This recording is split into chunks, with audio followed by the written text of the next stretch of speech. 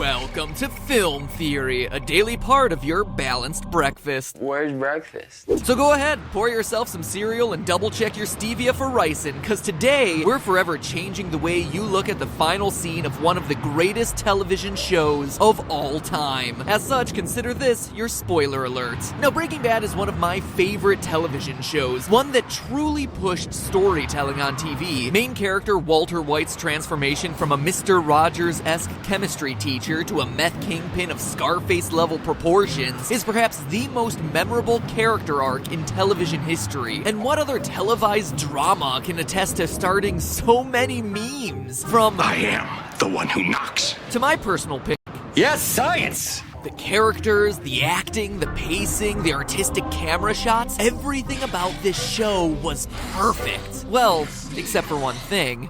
The ending. Admittedly, ending such an incredible show was an impossible task. There was no way it could satisfy everyone. I mean, Walter White was a character you either loved to hate, hated to love, or hated to hate. There was no middle ground with this guy. And after 6, or I guess 5.5, mind-blowing seasons, Breaking Bad ended with what a lot of people thought was a cop-out. After getting complete closure, apologizing to his wife Skyler, ensuring his children get the remainder of his drug money, killing off the rest of the bad guys, and rescuing his partner Jesse, Walt dies from a combination of a gunshot wound to the abdomen and his returning cancer, all while surrounded by his beloved meth-making equipment. In short, the problem a lot of people had with his ending is that Walt gets everything. He wins. There is no punishment or atonement for all of the awful things he does throughout the series. And let's be honest, he does a lot of awful things. Sure, you may say, oh, he dies, but he dies on his terms. It's a complete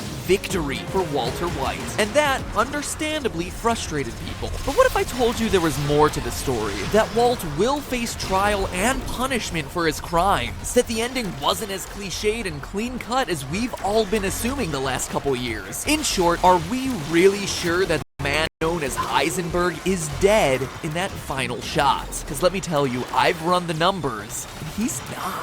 I mean, yeah, he does get a gnarly stomach wound, collapses and lies motionless on the floor for about 20 seconds, as we hear some appropriate blue meth-inspired jams. But is that enough for us to hang our theorist coats up and accept that he's dead? Not a chance. You're goddamn right. Ugh.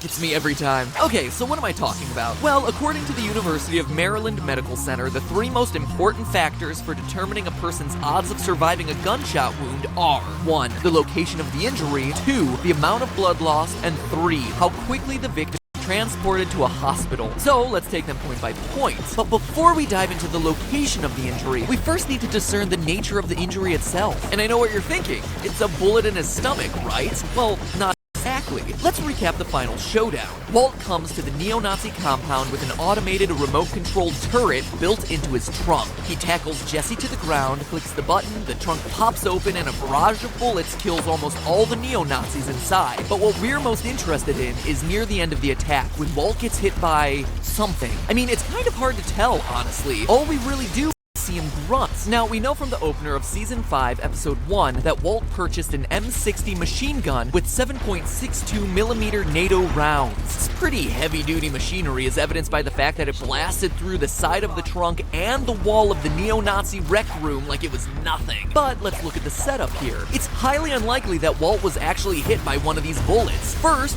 Walt is too low to the ground. Walter's hoopty of death is a 5th-generation Cadillac DeVille, which according to the manufacturer stands exactly 56.7 inches tall, or about 1.4 meters. If we take this photo of Walt standing outside the car and apply some basic algebra and pixel counting, we can conclude that the trunk is 40.5 inches off the ground, or slightly over 1 meter. The M60 shoots slightly lower than the exact height of the trunk, so let's just say it's an even 39 inches, about 1 meter, just to be safe. Considering that the average width of a human being is about 9.5 inches or 24 centimeters, even if Walt and Jesse were planking on top of each other, toe to toe, forehead to forehead, they would still be far lower than the line of fire. I mean, you can even see the difference from the bullet holes in the wall compared to their relative position on the ground. So obviously it's not a direct bullet hit, maybe it's a ricochet. Seems like a solid possibility, except for one thing. According to my research, it seems that higher powered bullets like a 7.62mm NATO round tend not to ricochet. They usually either crush into the object they hit or break apart. Ricochets are much more common with low caliber ammo, such as a 22 or 177. The most likely culprit for injuring Walt, then, is either shrapnel or a broken piece of a bullet entering from Walter's side. Why the side? Well, because throughout the ensuing scenes, we get a pretty good glimpse at the front and back of Walt's jacket, and there simply aren't any holes, so the right side is the only option. Okay, so we have a piece of shrapnel entering Walt's love handle. Knowing this, let's look at our medical criteria. Number 1, the location of the wound. We never actually get to see the wound itself, only the blood stain on the lower right side of his shirt, which is such a shame because I really love that shirt on Walt. Given the radius of the blood stain, we can only make an educated guess as to where the entrance wound is. The biggest risk associated with a bullet wound to the abdomen is hitting either the lower aorta or some of the major blood vessels. If such was the case, though, Walter would have keeled over and bled to death very quickly. But that's not what happens. Walter walks, talks, and even tells Lydia that he murdered her with relative grace for over 10 minutes. Now, you could potentially write off a lot of Walt's mobility as shock, but even shock can't keep you alive for 10 minutes if a vital organ's been hit in your body. Now, given the location of blood on Walt's shirt, it's likely that the shrapnel got lodged somewhere in his large intestine. And believe it or not, this is actually good news. Quote, the main concern with gunshot wounds that involve the intestines or stomach is not bleeding, but infections that result from spillage of the contents of those organs. End quote. In other words, I'm gonna wish you were dead, but it takes days to die from your wound. a study conducted by the medical journal The Annals of Surgery looked at victims of gunshot wounds to the abdomen over a period of 5 years between 1983 and 1987. The survival rate among victims that had no vital organs hit was an astounding 88.3%. That's incredibly high. And with medical technology having only gotten more advanced over the last 30 years, Walt would have a real chance at survival, which means we should move on to the second criteria, amount of blood lost. Now, blood loss is likely the factor that causes Walt to collapse onto the ground and stare blankly up at the ceiling. But the big question here is whether he died due to the blood loss or merely passed out. Well, let's take a look. Although we can't realistically measure the amount of blood that's dripped onto the ground or absorbed onto Walt's clothes, we can draw some encouraging conclusions due to the fact that there's no blood on the other side of his shirt, which means the bullet didn't go through him. Exit wounds leave a much bigger hole than entrance wounds, thereby leading the victim to bleed to death much faster.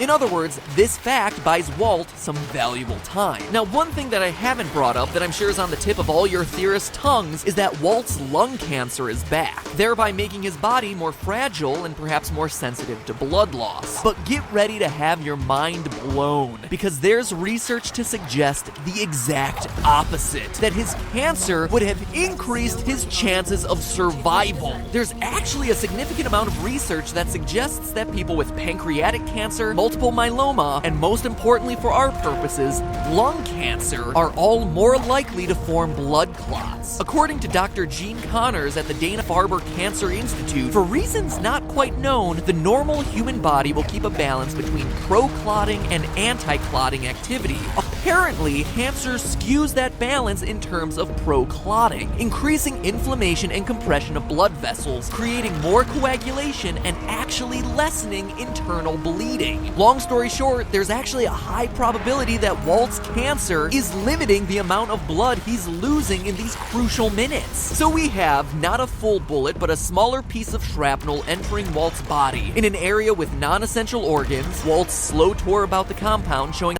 the injury's not really that critical, and a situation in which blood loss is slowed via only an entry wound, it being in the intestine, and Walt having cancer. That brings us to the final criteria of determining the likelihood of survival: speed at which the victim gets medical attention. If Walt were alone somewhere in the New Mexico desert, this would be an open and shut case. He would have bled out and died. But the final shot shows us a unit of police officers descending on him almost immediately after he collapses. Are they DEA? Albuquerque PD?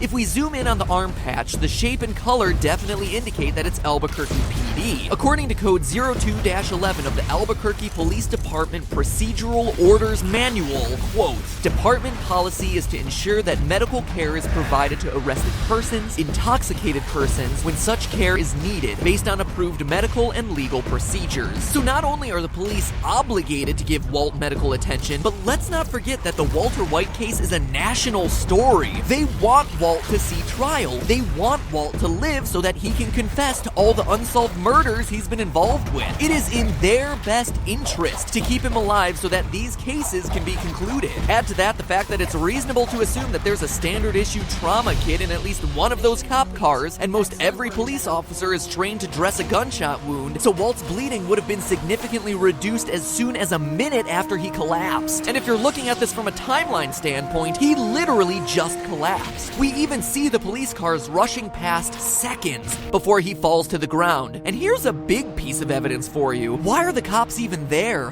Who called them? The pile of dead neo-Nazis certainly didn't. Walt and Jesse didn't do it. The most likely case is that someone nearby heard the M60 gunshots and called the cops. What that tells us is that although we're never given a real location for Jack's neo-Nazi day camp, it means we're close to civilization. Based on the length of that last scene, it took 10 minutes for the cops to arrive at the location. That also means that there's likely a hospital in that vicinity. So looking at all the pieces of evidence, considering the wound didn't hit any vital organs, was a smaller piece of shrapnel, didn't leave an exit wound, that clotting was increased due to cancer, and that help was on the scene immediately after his collapse, and Walt got medical attention somewhere in the realm of 20 minutes from the time he was shot, there's a high probability that Walt survives this last scene of Breaking Bad. But you don't have to believe me or all the research I did, just trust the creators of the show. If you look really closely at that final moment, you see the officer reach out and check for Walt's pulse, and then the scene cuts out before we get his reaction. We don't actually see the results of that test. Think this was a coincidence? Heck no. It was a purposefully done move by a creative team who thought through every last detail of every shot in this show. What seemed like a clear-cut and kinda cliched ending is actually open to interpretation. We just saw the easy, obvious answer, but by doing the research, you see that there's a lot more ambiguity to that final scene. And to that, I only have one thing to say. Yes, science! And before I sign off, if you want more fun and fascinating Breaking Bad analysis, click on the eye icon in the upper right part of the screen to check out my friends over at the Wisecrack channel, who are doing an incredible 5-part series exploring the hidden meaning of each season of Breaking Bad. Relive all the magnets and tighty-whitey goodness with their hilarious and thought-provoking show, Earthling Cinema. Show your theorist pride, tell them Matt Pat sent you, and, I don't know, leave some sort of trolling comment about how Walt isn't dead. Also, if I was you, I'd probably subscribe while I was over there, but you know, your call, your prerogative. And with that being said, remember, that's just a theory. A film TV theory. And cut. You know what the coolest thing about all of this is? It leaves open the possibility of seeing Walter White's trial appear on Better Call Saul. Wouldn't that be incredible to see the return of these characters? Make it happen, Vince Gilligan. Make it happen, please. Here, click the bag of blue meth to check out that Breaking Bad miniseries I mentioned over on the Wisecrack channel. Or if you want something truly scary, click the Terminator to see how we'll all be slaves to computers within the next 30 years. Fair warning, the future gets intense, and you'll never look at your laptop the same way again. Now, if you'll excuse me, all this Breaking Bad talk has got me a hankering for some delicious fast food chicken, like El Pollo Loco or something. Don't know why exactly. Huh, strange.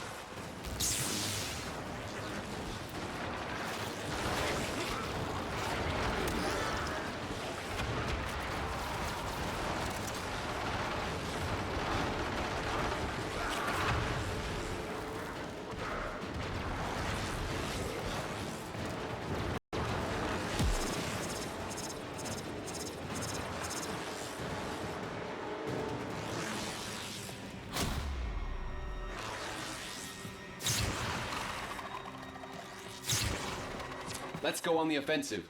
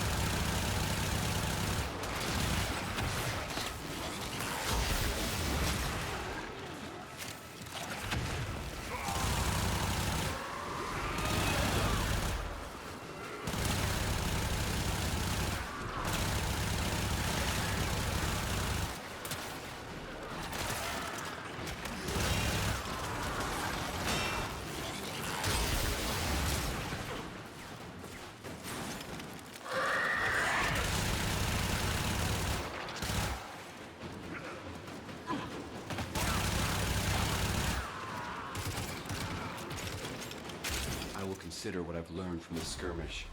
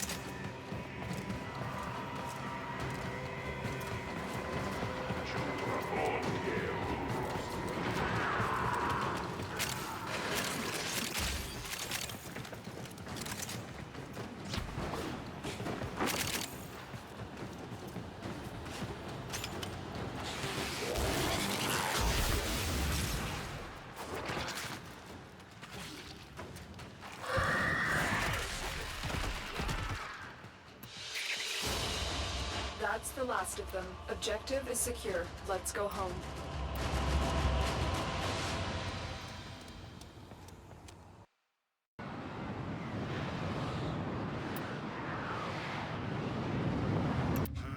Manifest. Check. Passage visa.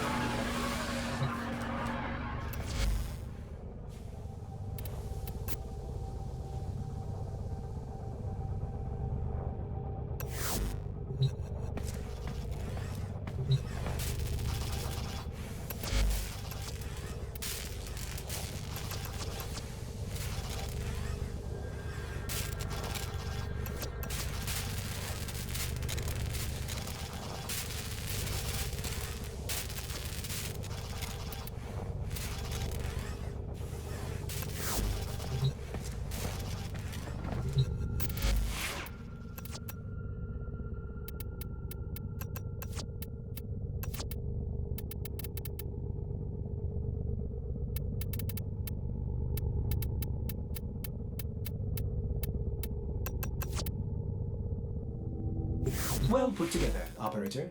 Now get out there and... Cut down the... and make the Lotus proud.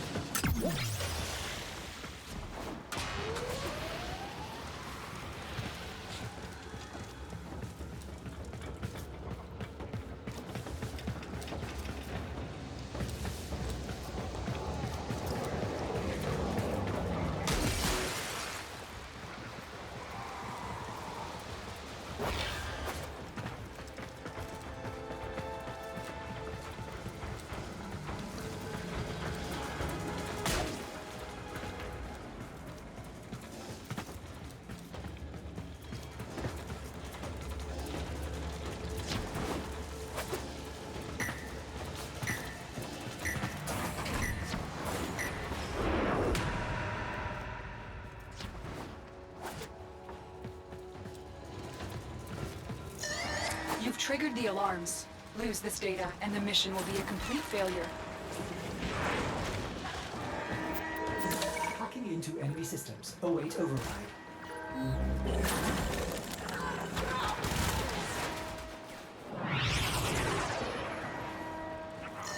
Override delivered. Security systems temporarily disrupted. Alarms reset.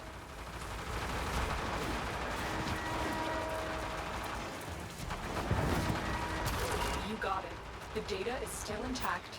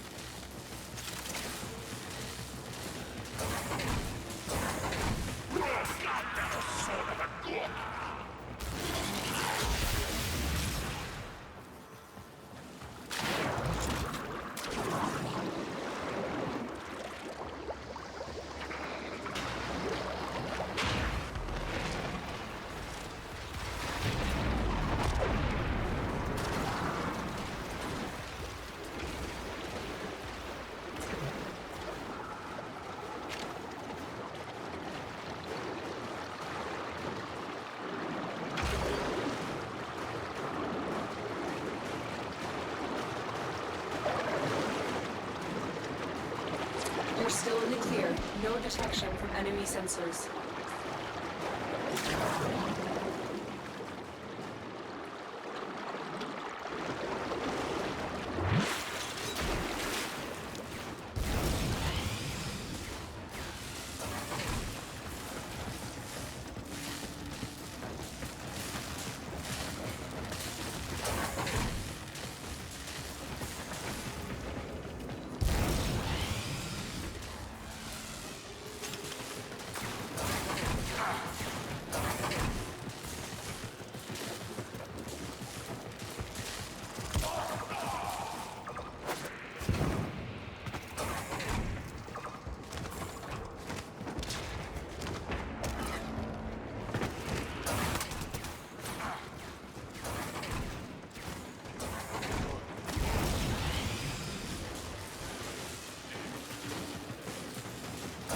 You've triggered the alarms. Lose this data, and the mission will be a complete failure.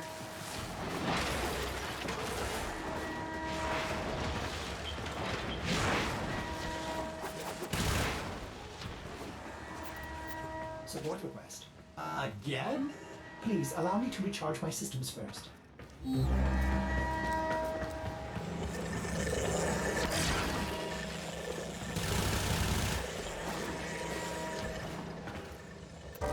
We allowed the enemy to destroy all their data.